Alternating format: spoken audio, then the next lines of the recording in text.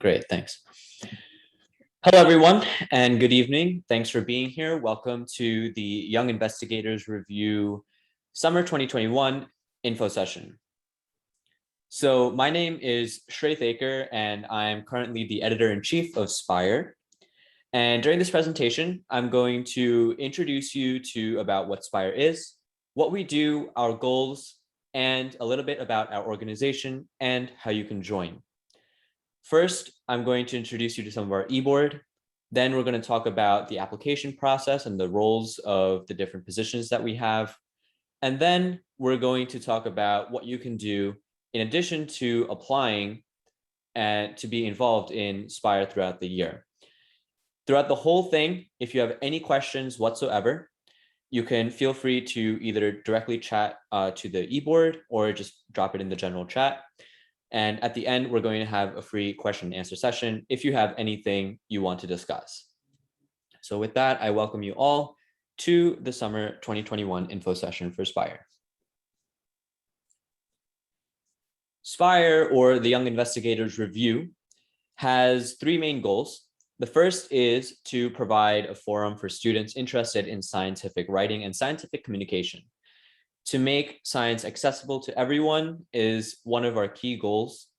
And finally, we want to highlight the incredible science and research that's being done by the faculty and the undergraduate on campus.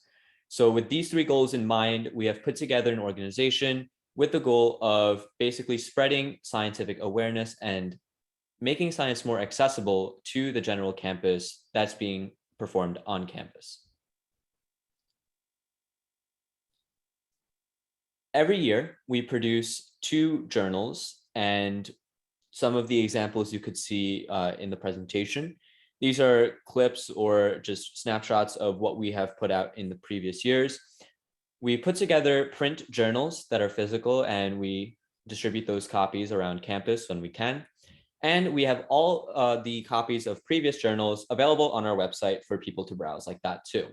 In addition to this, we're going to get into specific types of writers, and some of those writers' pieces are featured on our website and are updated periodically. So we publish these journals, and we're extremely proud of all the work that goes into them and all the collaborative efforts that go into producing them. And if you are to join SBYIR, then this is something that you would be producing either as a writer or a staff member. Okay. One thing that we like to emphasize is that as much as SBYIR is a productive organization focused on producing journals, we also like to pride ourselves in spreading and developing skills just as much as we are exercising them.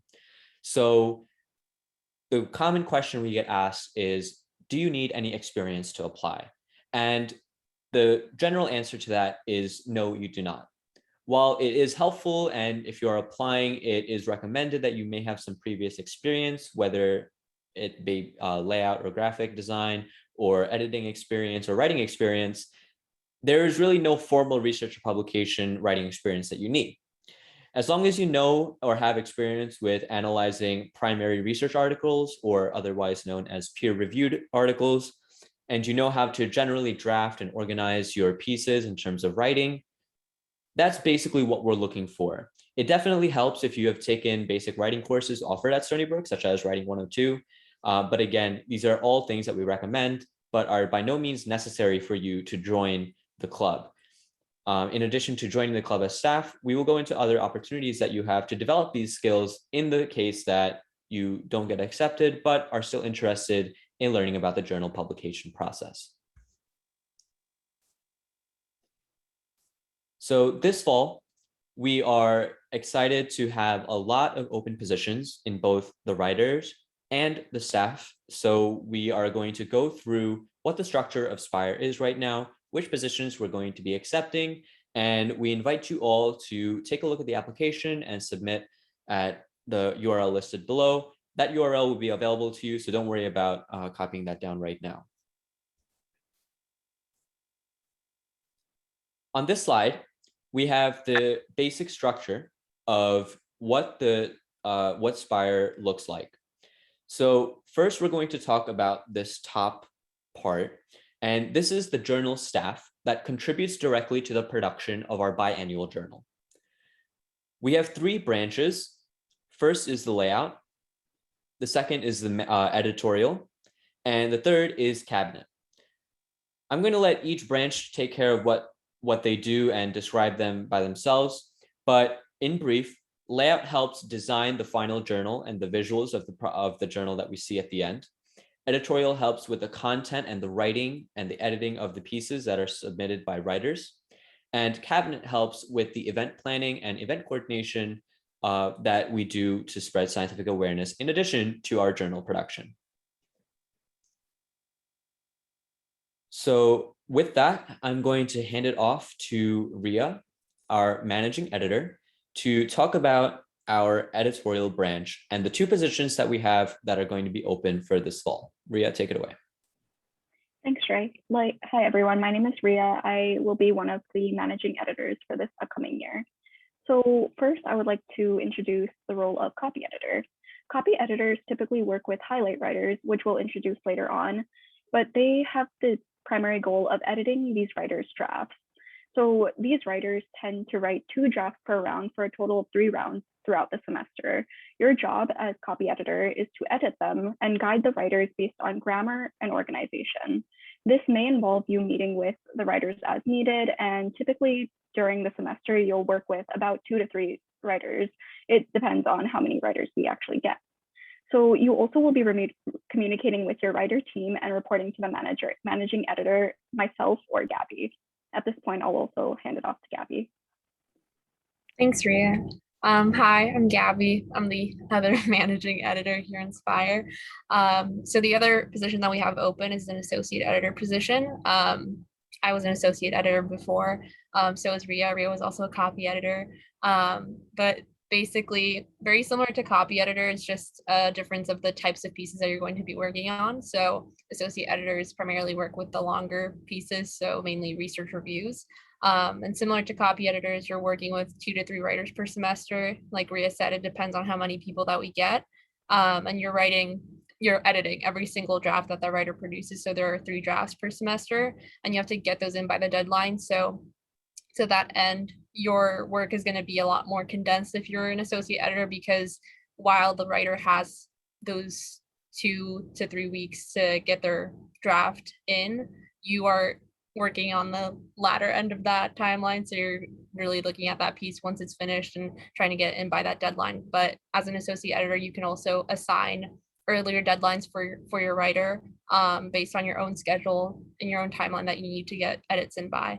And like Ria said, very similar, you're guiding writers on style, grammar, organizational choices. So you're really there to help guide that writer to produce a product that's going to be something that we can all be proud of to include in our journal. And like Ria said, you can meet with your writer as needed. And so that's really for you to judge and understand what your writer's needs are and kind of be that person to say, hey, let's meet about this. So we can discuss certain changes that we need to make with your piece. And like the copy editor, very similar, you're communicating with your writer team. So that is you, the writer, the peer reviewer, which we don't have any positions open for that, but they're basically there to look at the scientific accuracy of what your writer is doing. So you're not responsible for that.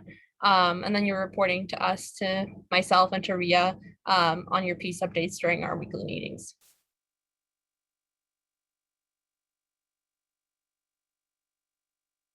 Okay, great. Thanks so much, you two, for giving us a snapshot of the positions that are available for the editorial branch. Now I want to introduce Komal, our layout chief, to talk about what the layout branch is all about and the different positions that are open for that. Thanks, Sherry. Hi, everyone. I am Kamal Grewal, and I am the layout chief for SBYIR.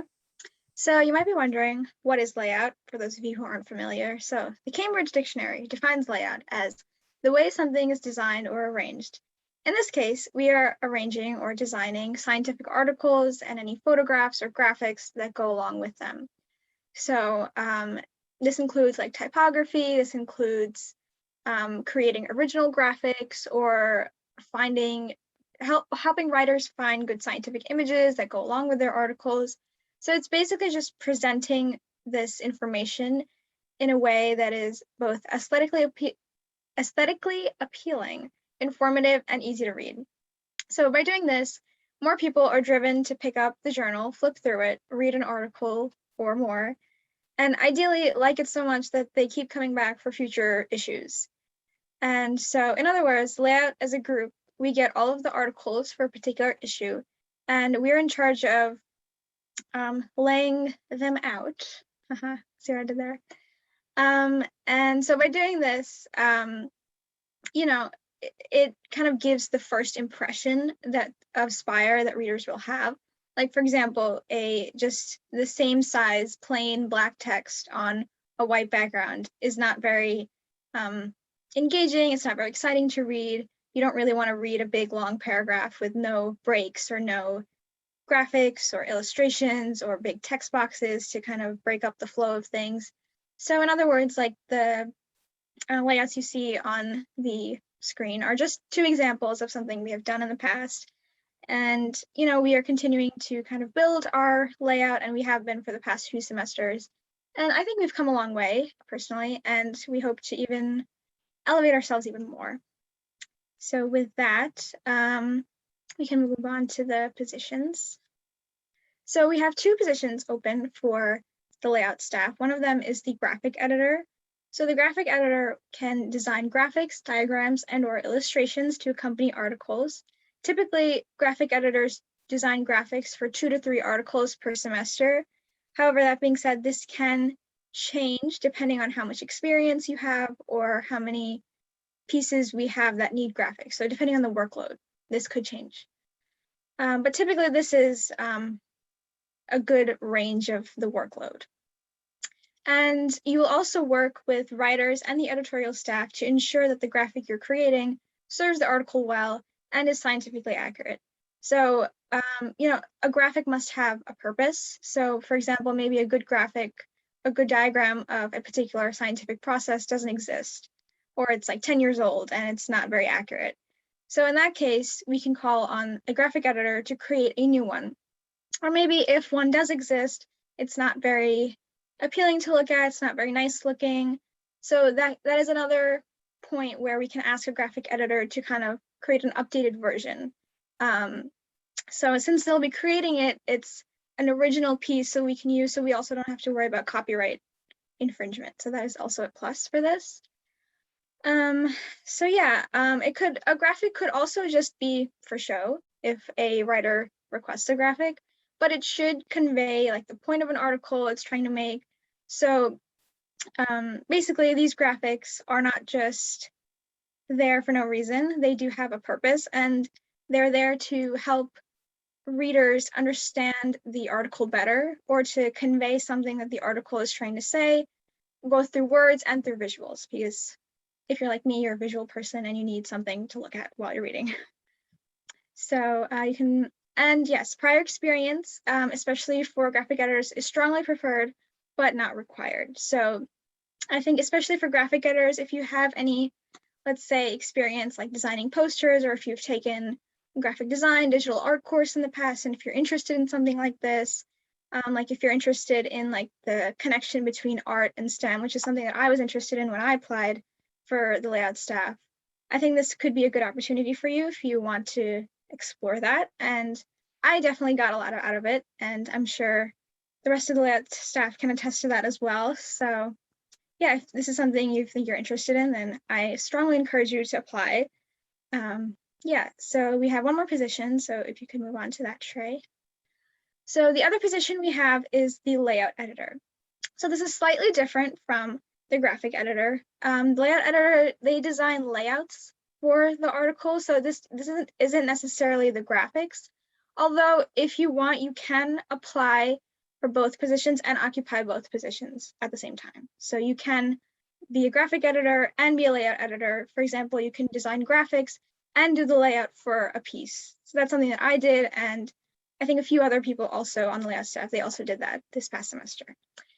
So in terms of layout, layout editors also design layouts for 2 to 3 articles per semester. And this includes the typography of the piece, the color palette, any design principles. So I know this is a lot of art jargon, so if you don't understand this, this is okay. this is a learning curve, and you know, we all learn together, and you're always learning in this field, because even the most experienced professionals are always learning. There's always new things that are developing and new processes, new techniques. So this is a learning curve. So it's okay if you can't do something like what's on the screen like right now, right away. That's okay. Don't worry about that. But if you have any experience, that's definitely strongly preferred, because we do use Adobe programs like Adobe InDesign, Illustrator, and Photoshop. So if you're familiar with these, if you've used them in the past, that definitely helps you to learn things faster, you know, naturally. So the layout editors also work with writers and editorial staff to sometimes tweak articles for more desirable layout. Let's say maybe a paragraph is a bit too long and it's stretching like one line onto a next page. Then that's like an instance where you would work with writers and editors to kind of maybe shorten that paragraph so that it's not taking up a whole space just for one line. That makes sense. Yeah, so if this sounds like something you're interested in, I strongly encourage you to apply. And with that, I will hand it back over to Shrey. Thanks so much. So those are our 2 layout positions that we have available for you to apply. Little taste of what each one is like. Highly encouraged, like Kamal said, if you are interested in the intersection between science, communication, and arts and graphics, highly encourage you to apply. With that, what we're going to do is I'm going to introduce one of our heads of cabinet, Matt. He's going to help you understand one of the roles that we have available for the cabinet branch. Matt, take it away. Thank you, Shrey. Hi, everyone. My name is Matt. I'm one of the co-heads of cabinet alongside Anisha. So essentially, the cabinet branch helps out SBYIR's mission through event planning and hosting scientific events. Also outreaching to the Stony Brook community, the Long Island community, and more.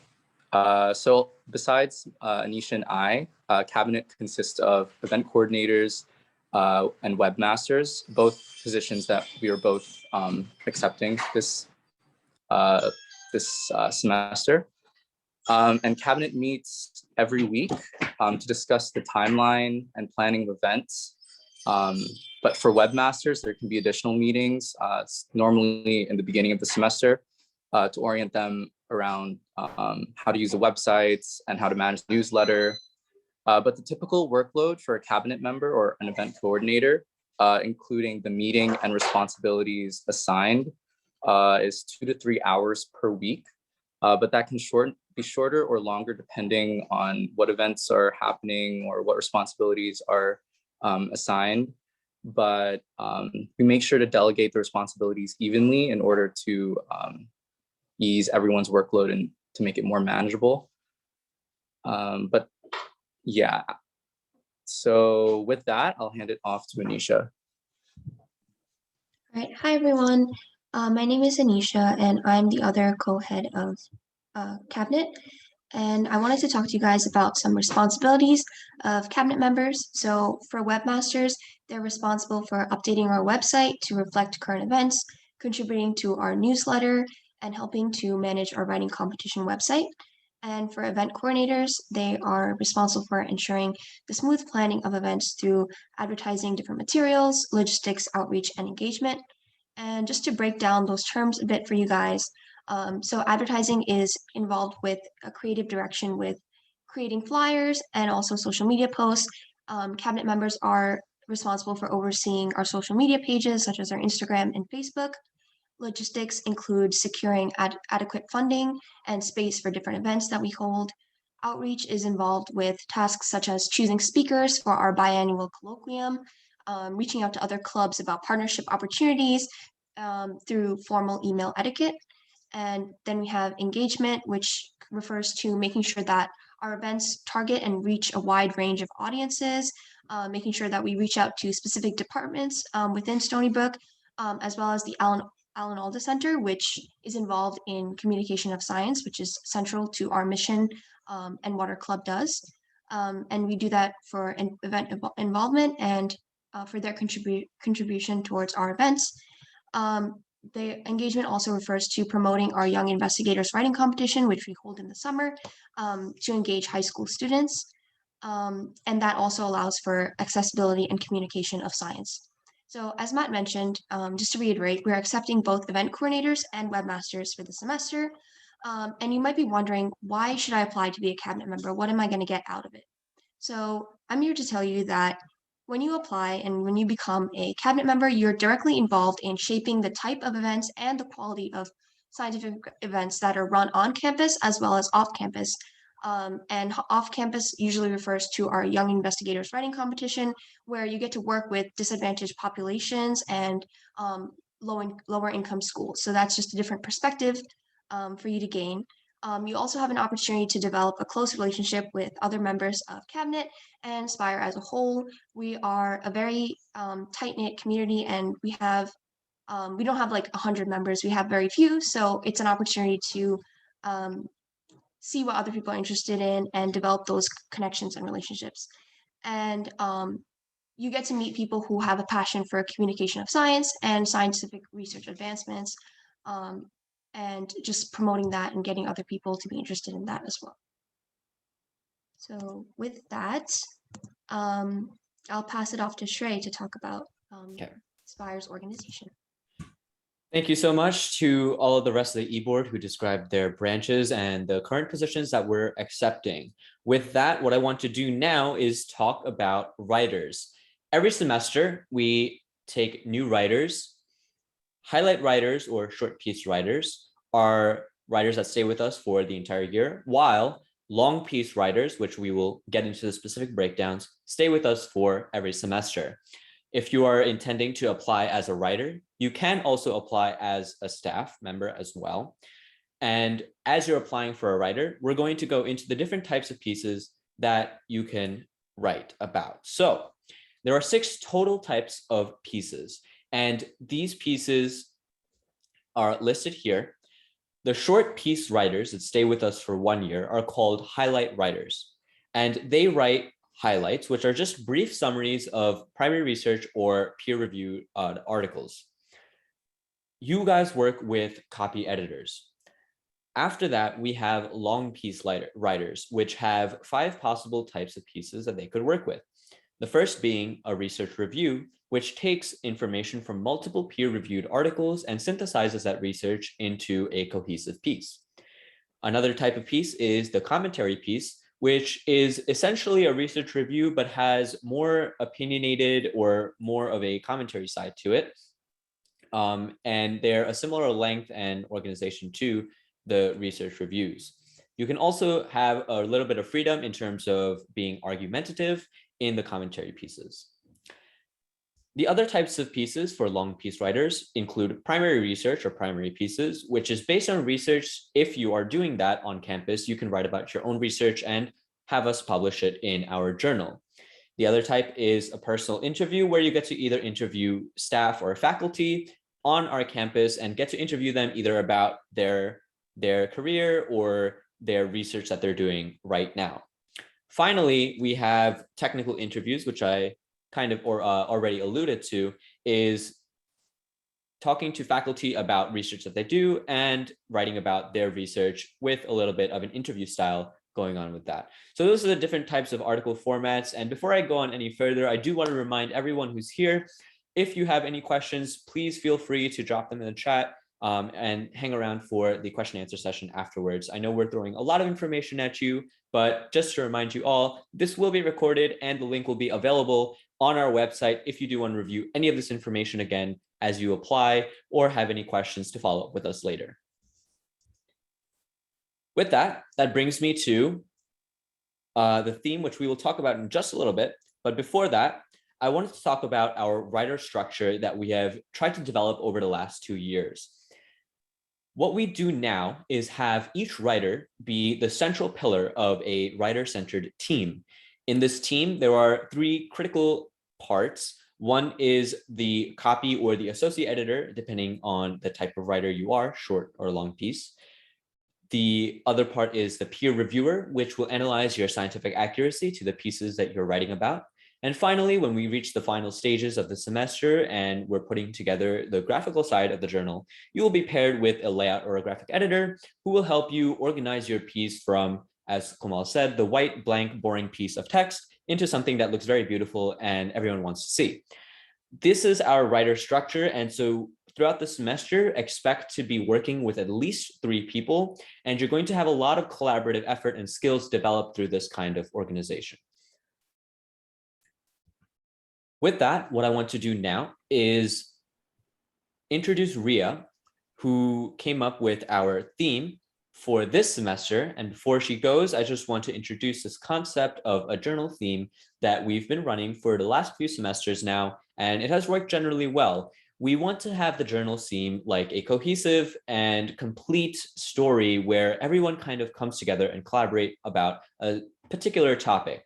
The theme is relatively specific, but it is very flexible, and we generate these themes in such a way where all fields of science can be written about regarding the theme.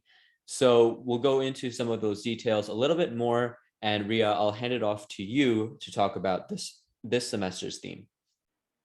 Thanks so much, Trey. Adding on to what he said, I just wanted to emphasize that for the specific writers, especially highlight writers, you might be following the journal theme for one of those rounds. So one of those 6 pieces will be in regards to the journal theme. For the research review writers or the long piece writers, your entire piece will generally follow the journal theme. So for this semester, for fall 2021, the theme is science of well-being. So well-being is generally defined as the state of being comfortable or happy.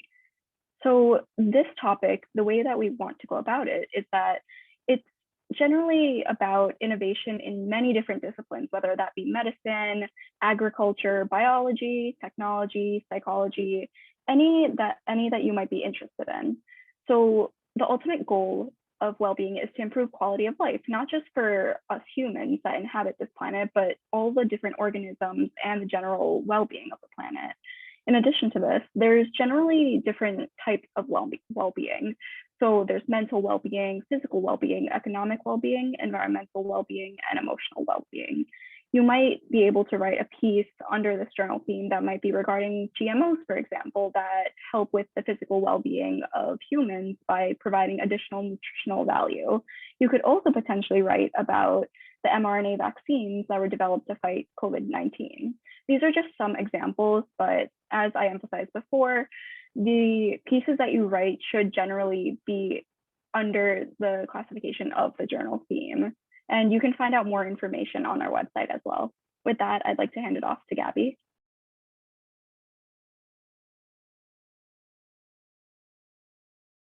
Thanks, Ria.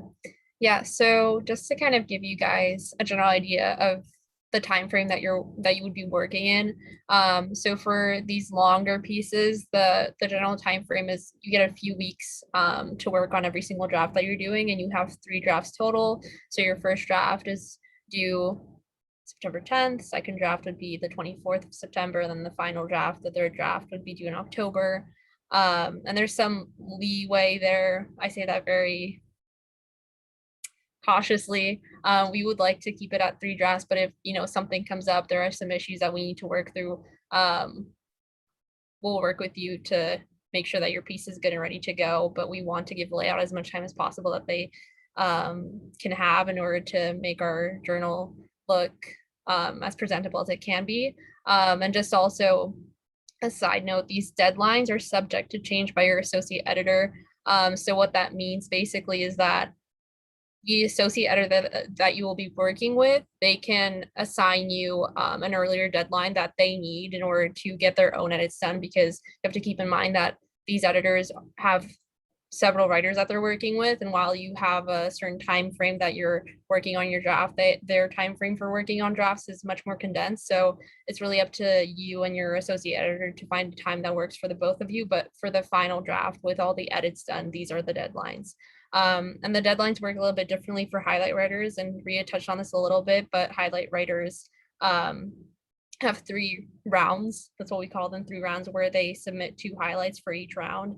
And one of those highlights is always, like Ria said, SBU related research that you're going to be writing about. And then the other highlight can be about something else that you're interested. One of them has to be theme related within those first 2 rounds, but those are also spaced out, with a few weeks. So you do have some time to work on them. It's not like you're working on everything at the same time, but we didn't list out those dates here because it differs for every highlight writer. So just letting you guys know that you have also a similar time frame where you have 3 rounds that you're working on.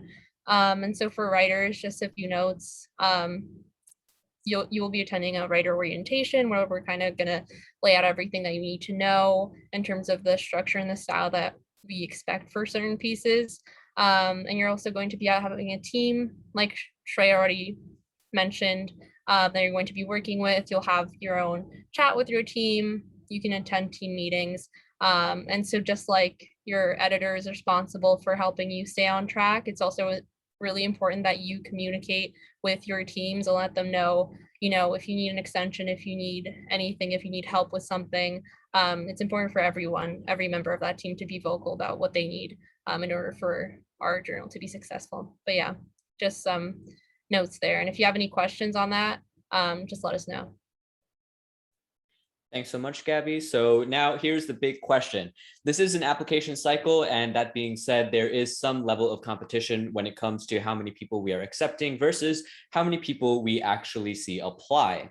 The question becomes then, what happens if you are not accepted as a writer or a staff member to contribute directly to our journal? There's good news for you, because over the last 2 semesters, we have developed a general member position that allows participation in SBYIR throughout the semester, whether it be in any of the 3 branches, whether it's layout, editorial, or cabinet, to learn, develop skills, and participate in our meetings, and just to observe what it is like to actually publish a journal. With that, the general members are any undergraduate student at Stony Brook. You don't have to apply. And the biggest thing about this is that you can observe our process and learn skills. If you want to apply in the future, you can say that you've been a general member and have been learning these skills, which will make your application much more competitive in future application cycles. So general members, while you guys do not directly contribute to our biannual journal, you still can engage with SBYIR and learn about the process. And you can attend staff meetings. We hold workshops and events throughout the semester, which you guys are all welcome to. With that, what I want to do is introduce this concept of general member workshops. Members on the editorial and layout and cabinet staff will hold workshops at periodic time intervals over the semester for everyone who wants to learn different types of skills to attend and learn and practice.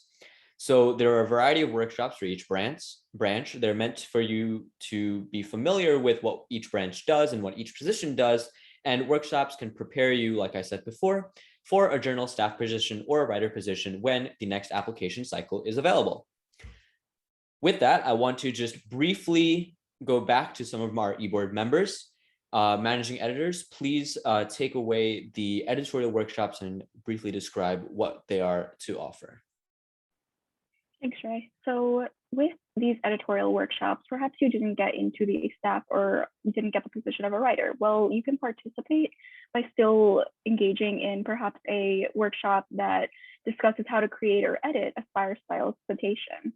So our style of citation is generally different than what you might be used to with MLA or Chicago style. So knowing how to create these sorts of citations will help you down the line, whether you apply again as a staff member or as a writer.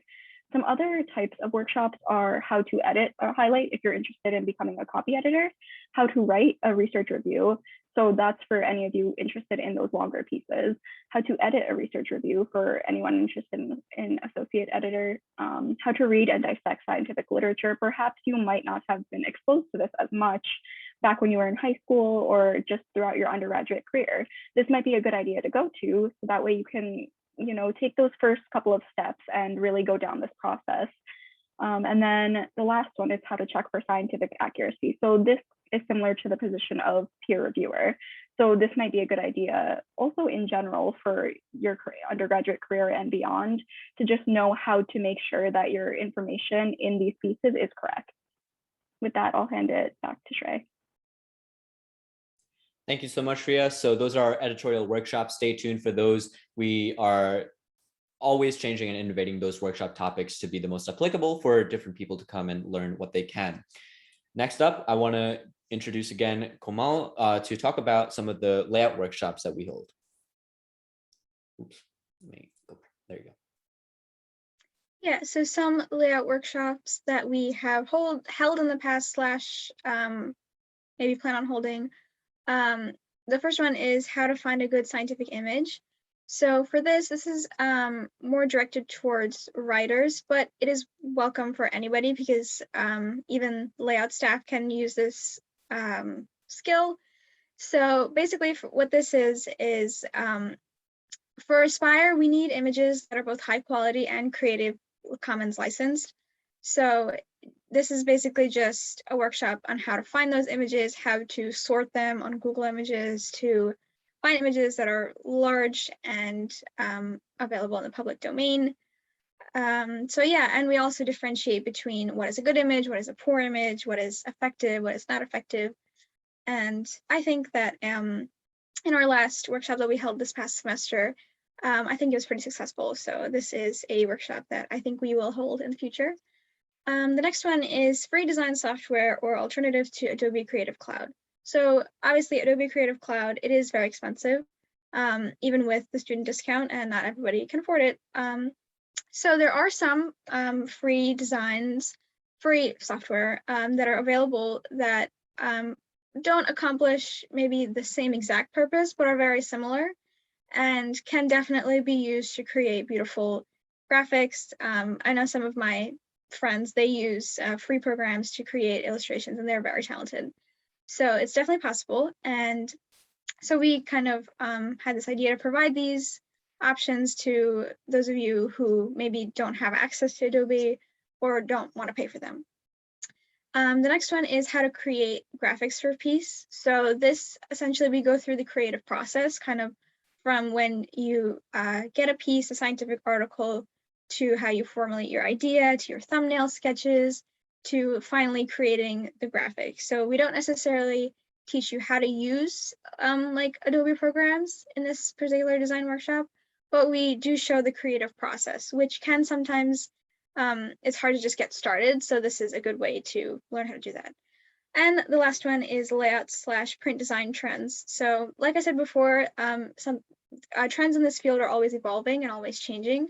So it's good to stay on top of things and just to know like what kind of trends are in graphic design or digital art at the time, just so that you can kind of stay up to date and modern, because you don't want to use a trend that's like from 10 years ago in a current journal. So yeah, I think that's all. All right, thanks so much. So now with that, the final type of workshop that we hold are cabinet branch workshops. So heads of cabinet, please take it away. So some of the workshops that general members can attend, we have a workshop on how to create a flyer. So you can learn how to use tools like Canva and how to be concise about flyer making, how to make it stand out and be concise. We also have workshops about creating a scientific event. So here you can learn about how to plan advertising and running these types of events. We also have workshops on presenting and communicating science. So for example, one of the workshops we had was how to apply to research lab. And there we offered advice concerning finding research or how to email a PI, for example. And also within the semester, general members can potentially volunteer at some of the events that we might need help in, like the symposium or the colloquium, or even some of the other events that I mentioned and the workshops, whether that's being a moderator or contributing to some of these events, like advertising, outreach, etc. But yeah, other than that, I'll hand it off to Shrey to talk about the deadlines. All right, so that brings us to the most important information for whoever is wanting to apply. We want to encourage everyone who is here, and if you have friends who are interested in something that you saw today, to definitely apply through our website. That link will be available to you at the end of this presentation, but also if you signed up for our email list, you will get that link. But the most important part is that the staff application for any of the editorial, layout, or cabinet positions will be due on next Friday, August 13th. And the writer app for both long and short piece writers will be due on August 18th, which is about 2 weeks from now, 2 Wednesdays from now. So please have your applications in by then. There is a fair amount of work that's involved in each type of application. Feel free to apply for multiple posts. You can apply for both writer and staff and multiple positions within the staff. You just have to submit the application for each of those positions. And at this time, we would like to just show you our contact information. Please connect with us if you have any questions whatsoever throughout the application process or afterwards. We are here to have everyone involved in scientific communication. We want to thank you all for coming out today and listening to what SBYIR is all about. eBoard, is there anything else we wanted to add? Okay, great. So at this point, I want to thank you all for coming. Please do stick around if you have any questions. If you want to drop it in the chat as a direct message, or everyone, you can unmute your mic or whatever you want to do. But please stay around for questions and we'll have your answers. If not, please be sure to apply. We encourage all applicants to come, and do sign up for our email reminders. And I'll leave that information back here. So if you want to sign up for email reminders, you can go to this URL and you'll get all of our updates about applications, journals, and events from here on out. So thanks for coming and listening, and we'll open the floor for questions.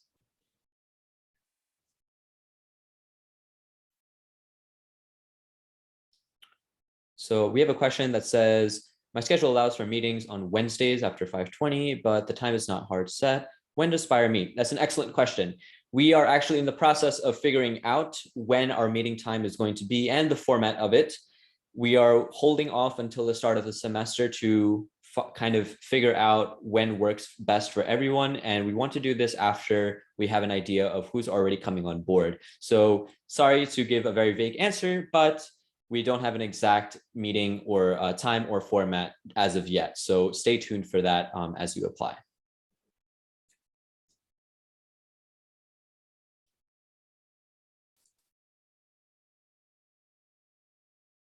Any other questions?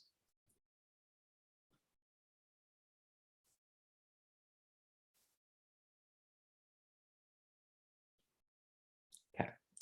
I had a question, a little more about, a little more curious, not really that important, but like, I was wondering what that picture about that space, like that space picture was, since I was like, it looked like a really beautiful picture. This one? No, a little bit before. This one? Yeah. So actually, Komal, why don't you go for it? Because Yeah, sure. So this is an illustration that one of our graphic editors made 2 semesters ago. And this was for, I think, a virtual reality article. So I thought this was a really, really nice illustration that she did.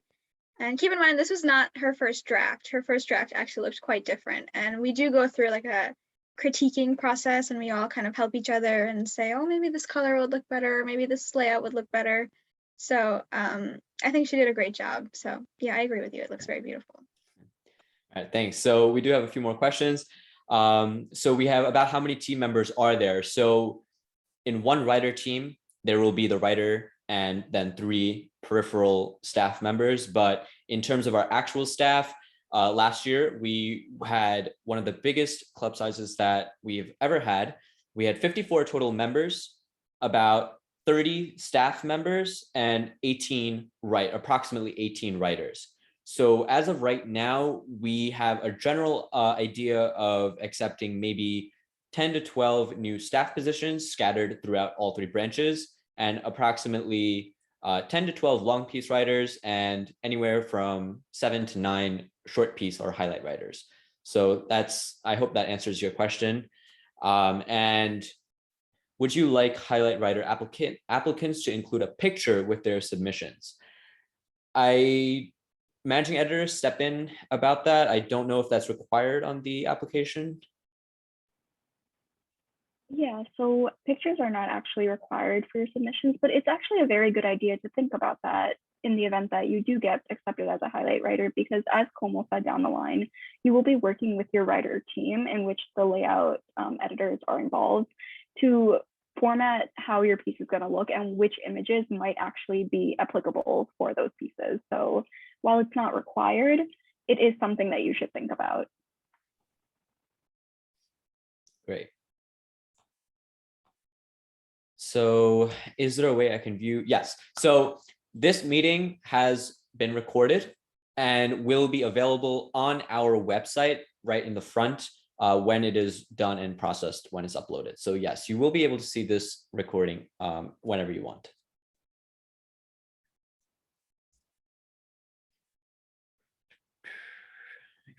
So the question is, if we have multiple ideas for an article, do we submit multiple applications for each idea? So you would, as a writer, you would submit a single application, but within your one application, you will have to submit multiple idea proposals. So the details are in the writer application, but for each idea that you have to submit some kind of an outline or detailed information about what that proposal is and what it would look like. And if you have multiple ideas, you are more than welcome to submit multiple proposals, but it would all be one application for the writer. This also, just to clarify, if you want to try out for both short piece and long piece writers, it would still be one application. You would just note that in your application that you are interested in highlights and some other types of long pieces.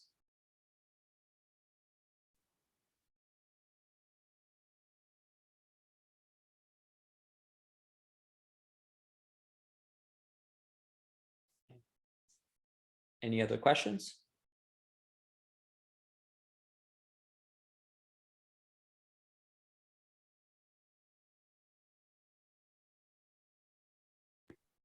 Not a question, just wanted to say thank you for a great presentation. Sure, thanks so much. It was awesome having everyone here.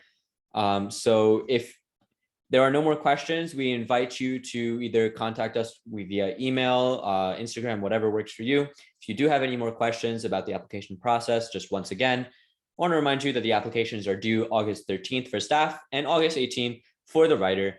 We invite all of you to apply, tell your friends to apply. We look forward to reading your applications. And if there's any questions, just let us know via our contacts. That's all from us. eBoard, am I missing anything? No, so that's all from us. We thank you for coming out and hope to see your application. Have a good night. Good night. Thank you. Have a great night.